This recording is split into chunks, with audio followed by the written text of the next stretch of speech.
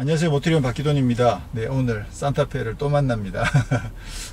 지금 세 번째 만나는 거나 마찬가지인데요. 오늘 만나볼 모델은 2.0 가솔린 터보 5인승 2륜구동 모델입니다.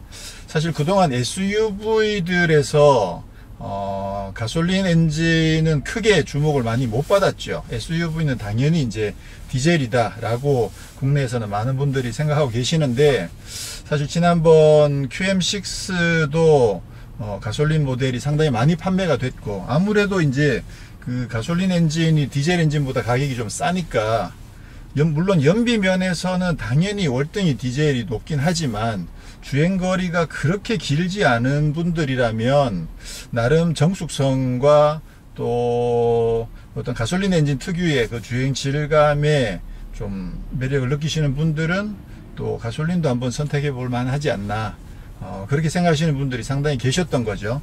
그래서 이번 산타페도 아직까지는 디젤 2.0의 주문이 제일 많고, 그 다음에 2.2, 그리고 이제 가솔린 같은 경우는 아직까지는 비중이 많이 높지는 않은데, 그래도 그 디젤 게이트 이후에 많은 분들이 이제 가솔린 SUV에 조금씩 관심들을 가지고 계셔서, 또 저도 개인적으로 상당히 관심이 있고, 그래서 오늘 한번 그 가솔린 모델도 한번 주행을 해보도록 하겠습니다. 일단 저는 그 최초에 이제 그 디젤 2.0 7인승 4륜구동 모델을 시승을 했죠. 시승을 했고, 그 다음에 저번에 한상기 기자랑 같이 2.2의 5인승의 앞바퀴 굴린 모델을 시승을 했습니다. 그리고 오늘은 5인승의 가솔린 터보의 또 앞바퀴 굴린 모델이고요. 아마 초반 가속력이 상당히 뛰어날 거라는 생각이 들고, 특히나 지난번에 이제 아무래도 디젤 엔진들은 진동이나 소음에서 완전하게 자유롭지는 않으니까 주행 중에는 사실 거의 못 느끼지만, 그래도 또 아이들링 상태에서는 또 진동과 소음에 대한 불만이 조금씩 있을 수밖에 없는데, 우선 이 차는 시동을 한번 걸어 보겠습니다. 카드를 넣어주세요. 엄청 조용합니다. 일단 진동은, 시동이 걸릴 때 진동은 거의 안 들어올 정도로, 시동 걸리는 진동 자체가 거의 없어요. 거의 없고, 지금 이게 냉간 상태다 보니까 아이들링 온도 회전이 지금 거의 1000rpm 넘거든요. 이제 떨어지죠. 예. 오, 지금 아직까지도 한 900rpm 정도 되는데, 근데도 엄청 조용하긴 하군요. 이게 조용하게 들어보지 않으면 시동이 걸렸는지 확인이 안 될 정도이고요. 지금 어떤 분이 평균 연비를 찍어 놨는데 8.3km가 지금 찍혀 있는데, 일단 전 지금부터 한번 초기화해서 한번 연비도 한번 재보도록 하겠습니다. 자, 그러면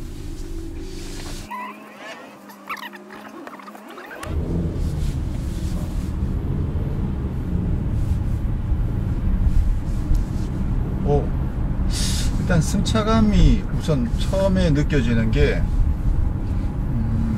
지난번 2.0 4륜을 탈 때 승차감이 사실 좀 마음에 안 들었었는데, 누누이 이야기하지만 소렌토가 워낙 좋다 보니까 자꾸 소렌토랑 비교해서 승차감이 좀 마음에 안 든다는 말씀을 드렸고, 지난번 2.2에서는 2.0에 비해서는 하체 고급스러운 느낌이 상당히 많이 좋아졌다. 그럼에도 불구하고 소렌토랑 비교하면 여전히 소렌토가 더 고급스러운 느낌이다. 네, 그런 느낌 정도 전달 드렸는데, 일단 저는 첫 느낌이 괜찮은데요. 지금 이제 아이들링이 한 700rpm까지 떨어졌거든요.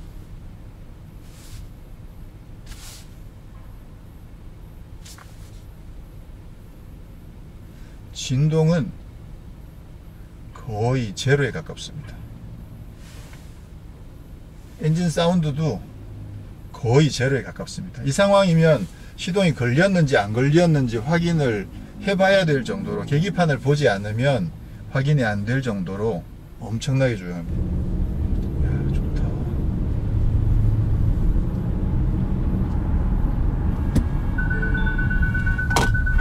옵스. 엔진 소리 좀 들어오긴 들어오네요. 귀를 기울여야 들릴 정도로 그 정도의 엔진 사운드가 들어오긴 합니다. 그 산타페 가솔린 같은 경우에는 트림이 익스클루시브 프리미엄하고 익스클루시브 스페셜 두 가지 트림밖에 없거든요. 그렇다는 얘기는 그 위에 이제 2.2나 2.0에서 선택할 수 있는 최상위 트림이 하나 빠지는 거여서 옵션에서 약간 손해를, 선택할 수 있는 옵션 자체가 조금 제한이 됩니다. 가장 대표적인 게 이 시트가 인테리어 패키지를 선택했을 경우에 그 최상위 트림에서는 이걸 가죽 시트, 실제로 가죽 시트를 선택할 수 있는데 2.2 터보 가솔린에서는 선택할 수 있는 게 인조 가죽 시트밖에 선택을 할 수가 없습니다. 그게 이제 조금 단점이라면 단점이죠. 이게 지금 인조 가죽이 적용된 거거든요. 근데 실제로 인조 가죽이랑 천연 가죽이랑 비교를 해보면 확실히 천연 가죽 쪽이 조금 더 쫀득쫀득한 맛이 있어. 이 차는 약간 살짝 미끄덩거리는 느낌이 조금 있고, 가죽은 조금 더 착 붙는 느낌이 있죠. 근데 이제 기존에는 전통적으로 인조 가죽은 이게 아무래도 이제 그냥 플라스틱이나 마찬가지니까 뭐 땀도 더 많이 차고 그런 부분들이 조금 안 좋았죠. 천연 가죽은 그나마 통기성도 조금은 있고 그런 느낌이었는데, 지금은 뭐 인조 가죽이라고 하더라도 통풍 시트가 적용되기 때문에 뭐 땀 차는 거에 대한 부분은 걱정할 필요가 없어지는 거죠. 그리고 메모리 시트가 안 돼요. 메모리 기능이 없고, 그리고 이쪽 그 동반자석을 여기서 조절해 줄 수 있는 여기 버튼, 그 워크인 디바이스라고 하죠. 그 워크인 디바이스가 없다는 거. 그리고 동반자석 전동 시트가 안 돼요. 수동밖에 안 되는 거죠. 그런 정도가 좀 아쉬운 부분들이죠. 하체가 왜 이렇지, 느낌이? 시내 길이 너무 좋은가? 일단 하체 승차감이 이거는 2.2 디젤보다 좀 더 나은 것 같은 느낌이 들 정도로, 일단 서울 시내 도로가 너무 매끈하다고 봐야겠죠. 이제 올림픽대로로 들어가면서 좀 승차감 차이를 살펴보겠습니다. 지금 강변북로에서 스마트 크루즈 컨트롤이랑 엘카를 쓰고 있는데요. 뭐 잘 잡죠. 뭐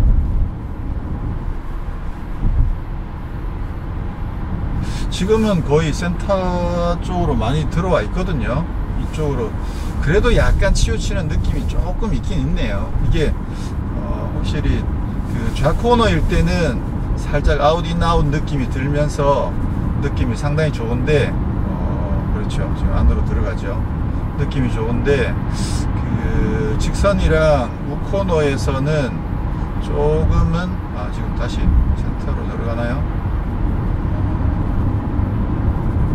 큰 좌코너에서 이 정도면 상당히 깔끔하게 라인을 잘 타는 것 같습니다. 기왕이면 가운데다 넣어주면 더 좋을 텐데 그거를 잘 못 잡나? 좋네요. 근데 지금 왜 띵 소리가 안 나지? 한참 됐는데. 안으로 좀 많이 붙죠? 안으로 조금 많이 붙었다가 지금 다시 살짝 멀어졌네요. 뭐야 이거? 왜 띵 소리가 안 나? 알 수가 없어. 야, 대박. 뭐야, 왜 이렇게 오래 가는가? 이게 그 20초 규정이 없나 봐요. 확실히 딱히 없고, 그냥 상황에 따라서 지금 선이 명확하든지 하면 그냥 이제 잡아요. 이제 떴어요. 상당히 좋은데요. 연비는 확실히 안 나오네요. 지금 이제 7km까지 연비가 떨어져 있는 상황이고, 결국은 연비가 제일 중요한 문제인데요. 2.0 터보는 타이어에 따라서 19인치 타이어는 9.0, 그리고 18인치 타이어는 9.5였나? 9.5거든요. 연비가. 근데 2.2나 2.0은 대부분 다 12km에서 13km대 정도를 보여주고 있으니까 9km하고 13km면 연비 차이가 상당히 많이 나는 거죠. 뭐 거기다가 디젤은 가격도 더 싸니까 그런 걸 감안하면 실제로 연료비는 거의 한 절반, 가솔린의 절반 정도밖에 안 든다고 봐야 되죠. 그게 이제 결국은 제일 큰 문제인데, 가솔린을 선택하는 데 있어서 과연 어떤 누가 연비에서 자유로울 수 있느냐. 초반에 가격이 아무래도 200만원, 300만원 싸다고 해도 매번 기름 넣을 때마다, 그죠? 얘는 10만원 넣고 쟤는 뭐 5만원 6만원 넣고 이런 상황이 돼버리면 좀 아무래도 좀 마음이 부담스러울 수밖에 없긴 하겠죠. 그런 부분들은 각자 라이프 스타일을 잘 고려해 가지고 선택을 하셔야 되겠죠. 근데 제가 봤을 때는 가솔린도 상당히 매력이 있습니다. 워낙 조용하고 좋네요. 그래도 디젤인가? 고민이네. 결국 계산기를 두들겨야 된다는 이야기죠. 1년에 2만 킬로 정도 타시는 분이라면 아마 한 3년 동안은 거의 똔똔이지 않을까 라는 생각을 하게 되는데, 예를 들어서 뭐 리스나 장기 할부 같은 것들을 하실 경우에 3년 후에 이제 차를 교체를 한다고 치면 그러면 가솔린도 상당히 괜찮죠. 근데 이제 한 10년 정도 타신다고 생각하면 그러면 디젤이 더 유리한 면들이 있을 테고, 지금 엔진하고 변속기는 235마력짜리 2.0 터보 엔진과 자동 8단 변속기가 적용이 되어 있고요. 근데 아마 기어비는 좀 다르겠죠. 아무래도 차가 많이 무겁고 더 무거우니까 기어에 비해서는 좀 다르긴 하겠지만, 그러면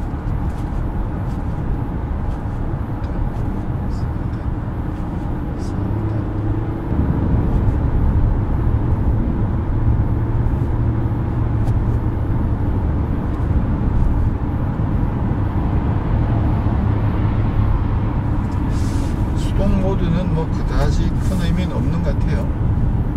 드라이브 모드를 스포츠로 바꾸면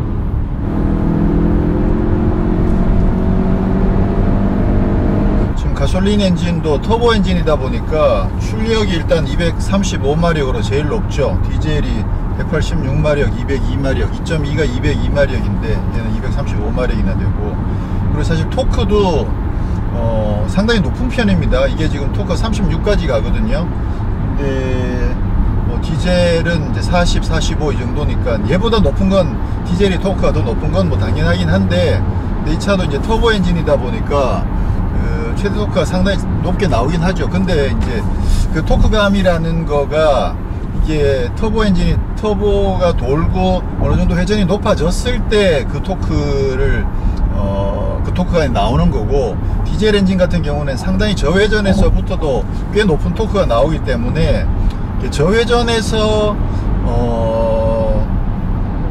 초기에 이제 저속에서 시내 구간에서 주행할 때라든가 아니면 이렇게 주행하고 있다가 재가속할 때, 그때 토크감은 아무래도 이제 디젤을 따라갈 수가 없죠. 그건 어쩔 수 없는 부분인 것 같은데, 그래서 이제 그런 부분들 때문에 결국 많은 분들이 디젤을 선택하시는 거죠. 이게 사실 중저속에서 또는 시내에서 타기에 디젤이 훨씬 더 부드럽게 출발하고 힘이 넉넉한 건 사실이기 때문에 연비까지 감안하면 더할 나위가 없고, 그럼에도 불구하고 가솔린 SUV가 좀 계속 땡긴다는 거죠. 이게 고속도로 올라오니까 연비는 금방 올라가긴 하네요. 스포츠 모드로 바꿔보면 기어가 좀 한 단계 내려가긴 한 것 같아요. 네, 그렇다고 해서 스포츠 모드에서도 뭐 엑셀을 밟으면 어차피 기어를 한 단 정도 또 더 내려서 가속해야 되는 거는 뭐 어쩔 수 없는 것 같고요. 일단 회전이 엔진 회전수가 굉장히 높긴 해요. 4단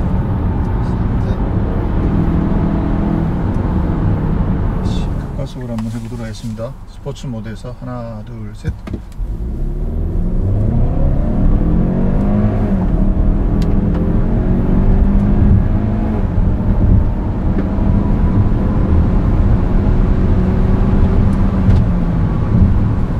급가속을 해봤는데 빠르긴 한데요. 뭐 좀 인상적으로 빠르진 않네요. 아무래도 이제 차가 덩치가 있으니까 2.0 터보 엔진이라는 게 이 차에는 말 그대로 이제 다운사이징의 개념으로 보는 게 맞겠죠. 그래서 뭐 아주 그 소나타 2.0 터보 같은 경우는 상당히 강력한 가속력을 즐길 수 있었는데, 이 차는 그런 정도의 강한 건 아니고 이 차에 부족하지 않은 넉넉한 파워를 제공하는 수준으로 다운사이징의 개념으로 보시면 될 것 같고요.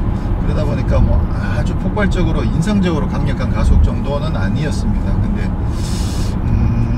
디젤에 조금 거부감 있는 분들은 충분히 만족하실 정도의 파워는 되는 것 같고요.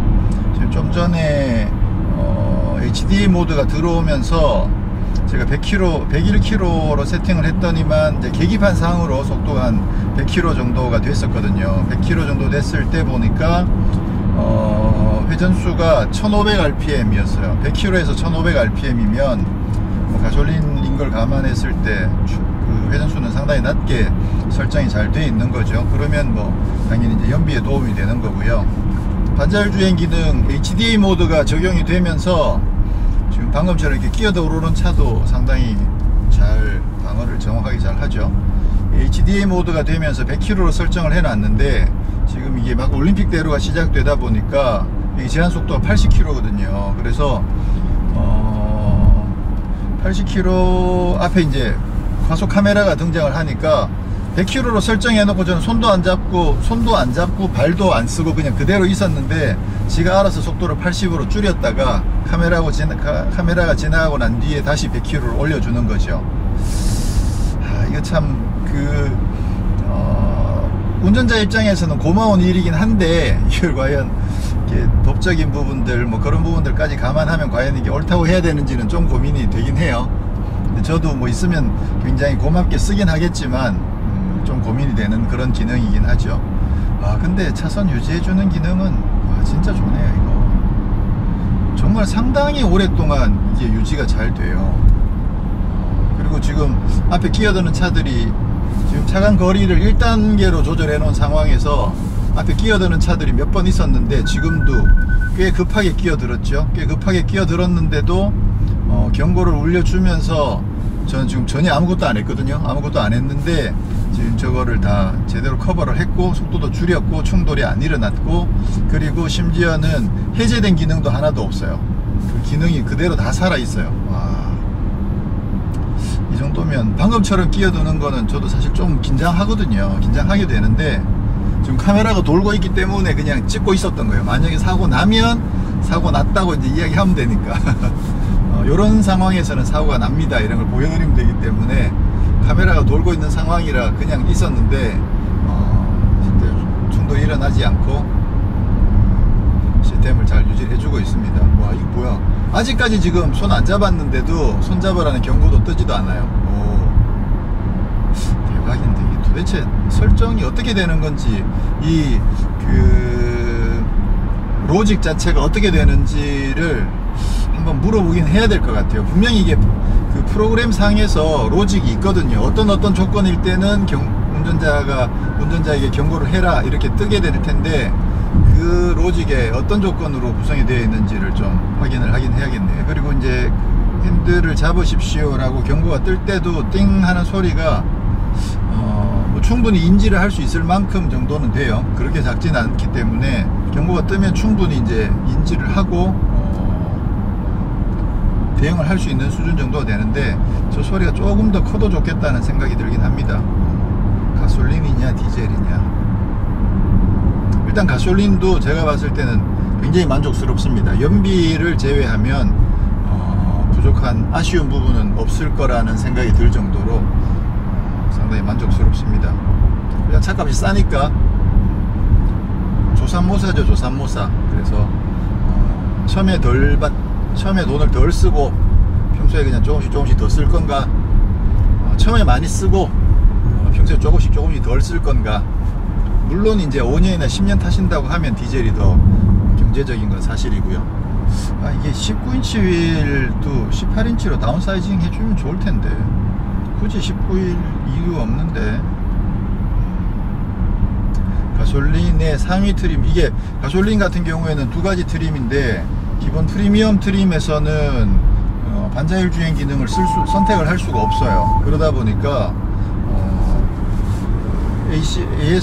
SCC랑 또 HDA랑 이런 것들을 쓰시려면 어쩔 수 없이 이제 상위 트림을 선택을 해야 되거든요. 근데 이제 익스클루시브 스페셜을 선택함과 동시에 자동으로 19인치 휠과 타이어가 기본으로 들어가 버리기 때문에 저라면 18인치를 끼우고 승차감에서 조금 더 안락하고 연비에서 조금 더 좋은 18인치를 선택하지 않을까, 저는 그렇게 생각을 하는데 어떨지 모르겠습니다. 근데 지금 올림픽대로인데, 근데 올림픽대로에서도 HDA가 적용이 되네요.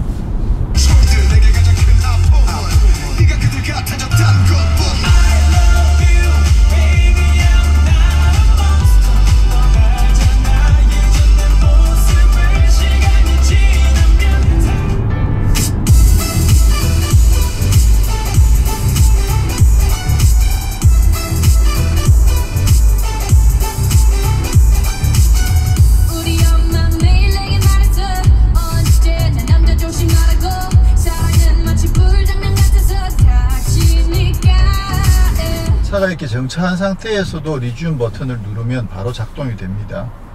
이 기능도 이거 최근에 설명 별로 안 드렸는데, 어떤 차들은 일단 차가 출발한 상태여야만 그 ASCC나 이런 설정을 다시 회복시킬 수 있는데, 이 차 같은 경우에는 차가 정차해 있는 상황이, 그러니까 그 ASCC가 작동되지 않고 있는 상태에서 차가 정차했더라도 거기서 바로 정지 상태에서도 바로 작동을 시켜서 앞차가 출발하면 바로 따라서 ASCC를 작동하면서 출발할 수 있도록 해주는 게 되거든요.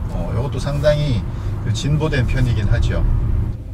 저속에서 이렇게 밀어주는 힘이, 이게 이제 좀 불만인 거죠. 디젤은 이때 힘이 워낙 좋기 때문에 이 상태에서도 이렇게 하면 부드럽게 슉 들어가 주는데, 가솔린 차들은 아무래도 토크가 떨어지니까 거기에서 조금 약간 답답한 느낌이 들 수는 있죠. 그렇게 되면 엑셀을 조금 더 많이 밟아야 되는 상황이 되는 거고. 네, 오늘은 산타페 가솔린 2.0 터보 전륜 구동의 5인승 모델을 시승을 했는데요. 여러 번 말씀드린 것처럼 좀 사심 시승입니다. 제가 차를 구입할 것인가 말 것인가를 결정하기 위한 시승인데요. 자, 일단 뭐 가솔린 산타페도 상당히 잘 나왔습니다. 승차감은 디젤 2.2랑 비슷한 수준이거나, 제가 봤을 때는 그거보다 조금 더 낫지 않나? 라는 느낌이 들 정도로, 일단 큰 차이는 없는데 하여튼 2.2랑 비슷하거나, 제가 느끼기에는 얘가 조금 더 좋다라는 느낌이 들 정도로 일단 승차감이 나쁘지 않고요. 힘은 뭐 이렇게 달릴 때는 좀 연비에서 손해를 보겠지만, 이 차 가지고 뭐 좀 다이나믹한 주행을 즐긴다, 그거까지는 전혀 아니에요. 그렇게 갈 수 있는 건 전혀 아니에요. 그러니까 소나타 2.0 터보는 가끔은 다이나믹한 주행도 즐길 수 있는 그런 수준이 되는데, 이 차는 그런 거는 전혀 안 되고 그냥 크게 부족하지 않은 정도. 물론 이제 사륜이면 좋긴 하죠. 사륜이면, 사륜하고 전륜하고 연비 차이가 9.0, 9.5 이렇게 차이가 나거든요.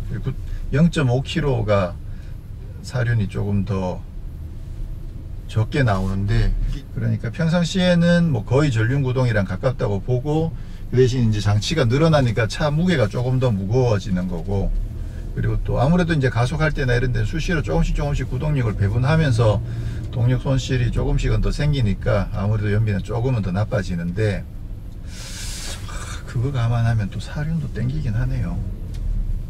사륜이면 아무래도 눈 오는 날 뭐 이런데 훨씬 더 여유롭게 다닐 수 있으니까, 모래밭 이런 데 들어갈 일이, 만약에 들어갈 일들이 생겼을 때도, 근데 그건 뭐 몇 번이 낫겠어요. 그런데 갈 일 있으면 다른 차를. 산타페 2.0 터보 개인적으로는 상당히 만족스럽습니다.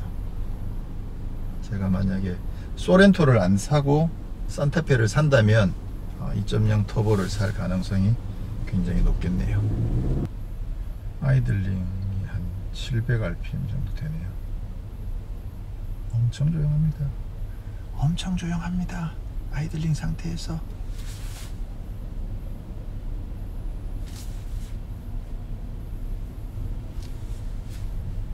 좋아요.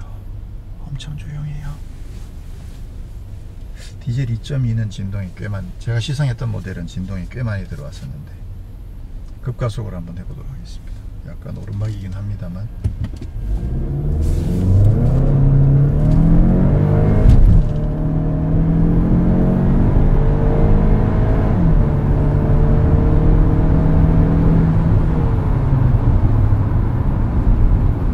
엔진 소리는 많이 시끄럽거나 많이 걸걸거리거나 아니면 사운드가 이상하거나 그러진 않네요. 그냥 엔진 사운드는 무난한데 그 실내 유입을 상당히 잘 차단을 해놔 가지고 급가속 상황에서도 사운드가 전혀 거슬리지 않습니다.